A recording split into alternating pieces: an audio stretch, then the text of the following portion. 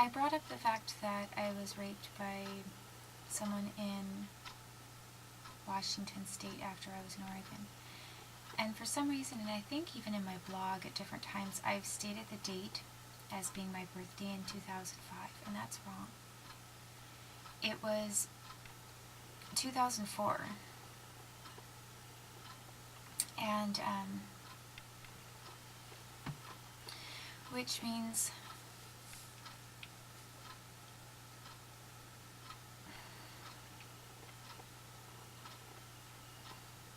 it was basically before it was actually after the FBI interviewed me, I think, because I believe that they came out to see me in September. So it was the summer of 2004, June or July, something like that. About the time, whenever I filed my third lawsuit about anti-competition and monopoly. That's when I met the FBI individuals. And then it was a few months after that, after the summer, or it was maybe a month later, that then this other individual, Dylan, was pretty much, I guess you could, I don't know exactly, he was pretty close to already raping me, but not totally. I mean, like I said, I jumped up, and it was an attempted rape, but it was close enough to an actual rape, probably, when I was incapacitated. So after that happened, that's when I told Julia Thornton that I was not going to be staying in Oregon. But since I had college there and my lawsuits, I was definitely not going to abandon those things. I was just going to commute. I thought it would be better if I spent at least the majority of my time in Washington. And at that time as well, I still had negotiations going on with Farmers Insurance over this hit and run that had occurred and caused a lot of damage to my knee. My knee wasn't the same, and actually to this date it hasn't been the same. And I can really say that with all honesty, that, thank goodness that I did have that knee surgery, and it really helped. It caused a very unstable knee where I had true instability of my knee. I mean, true giving way and everything. And that surgery fixed that, so I am very thankful for that. But it was also it was very disappointing because I had been forced to not run for a long time because of osteochondritis dissecans, which I was diagnosed with when I was younger. And I think giving it some rest and then allowing it to heal and walking fast, trying to get my blood circulation going and just hoping that it would heal on its own prior to this auto accident. I did end up finding that I was able to run. I ran a half of a marathon in Vancouver, Canada. Or not a half of a marathon. Sorry about that.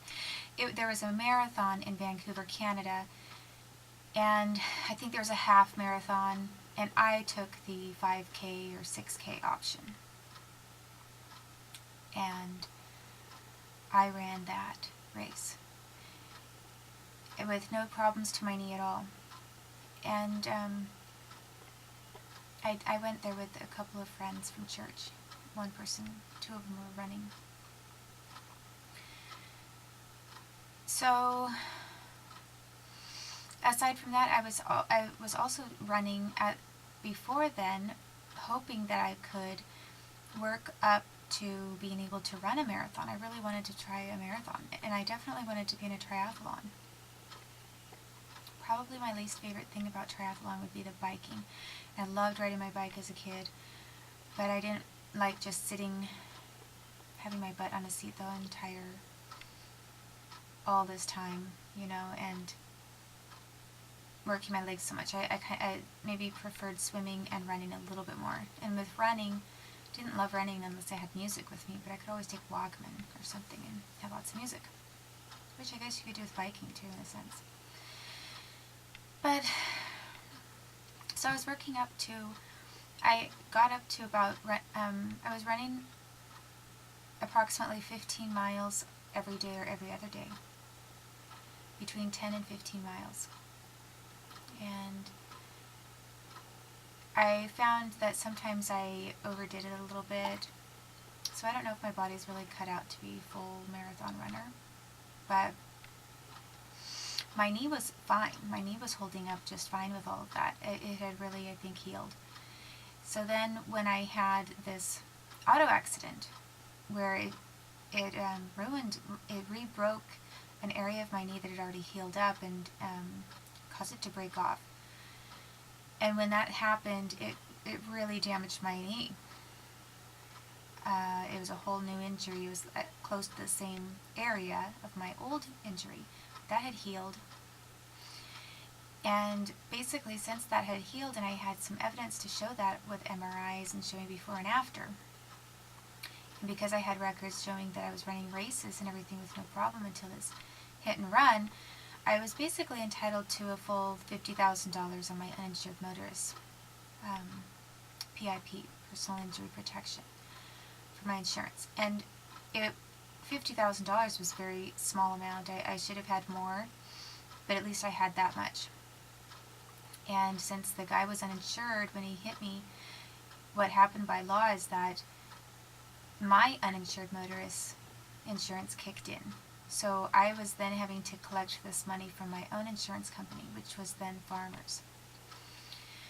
So that was still up in the air. I was still trying to still working with a lawyer and trying to figure out settlement. I was supposed to be paid that full amount, and if we had gone to trial on it, any lawyer knew that I would be awarded the full amount. So when I was right in the middle of pulling all of my records together for an attorney, when I was blocked from traveling back and forth between Oregon and Washington, and I was arrested. And when I was arrested, the police told my grandparents and relatives to take everything that belonged to me and put it out on the porch. So, and they basically said just throw everything together in boxes. So I had all of these records. I had all of these legal papers and records upstairs that I had laid out into different piles and had organized in my own way. And they were instructed to put everything, throw all of these papers together out of order into a bunch of boxes and then have them out on the porch. And then Judge Gerald Warren made sure that I couldn't get to my legal documents for my Farmers $50,000 PIP that I was entitled to for over a month or 2 months, because they dragged out this whole idea of a trial and that I was guilty and I had to work with this public defender for that long. And the entire time they had a restraining order against me, and they wouldn't even allow me to go there to pick up belongings.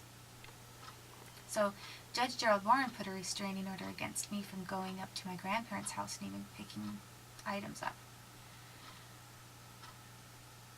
So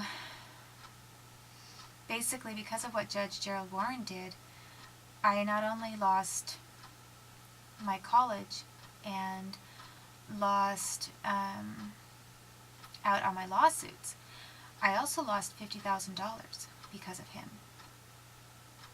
And he was working with some law enforcement at the time, and I believe with some lawyers from Oregon, probably Donna Ciaramella, who was the woman in charge of my farmer's insurance matter, and he possibly knew her, or knew about her through someone else like John Camp or somebody from a different firm that had already contacted him.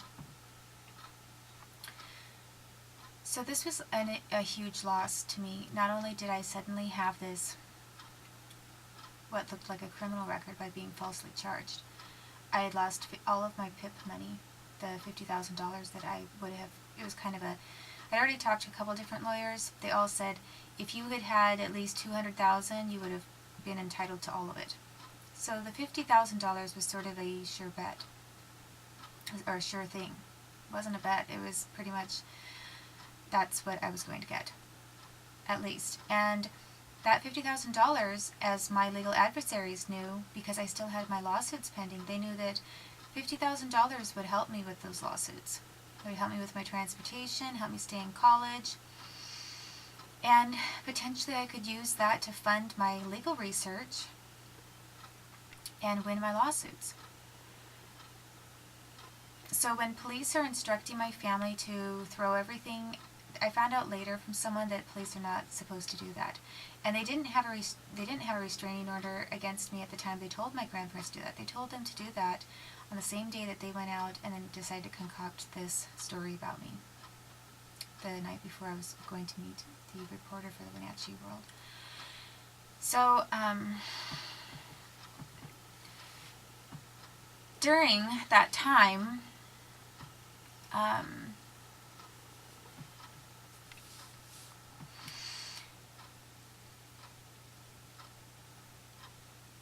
while I had this personal injury case pending and my lawsuits pending, I had just talked to, the FBI, the SSAs from Washington, D.C., and from San Francisco. And all of a sudden, and so their report, that from what I was looking at, they made some kind of adjustments to the report. I think it was September 26th or something. Is that, if that's correct? I will have to go back and check, and I'm sure that you can do that. Whoever's watching this, whoever might be interested enough to watch this or follow this, probably knows, is keeping better track than I am, even, maybe. But if you're not,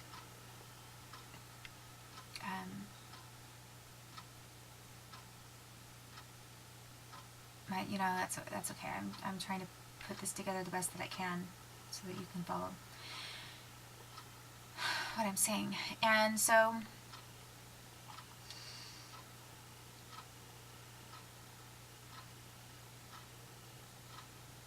basically, my travel was obstructed in Coburg.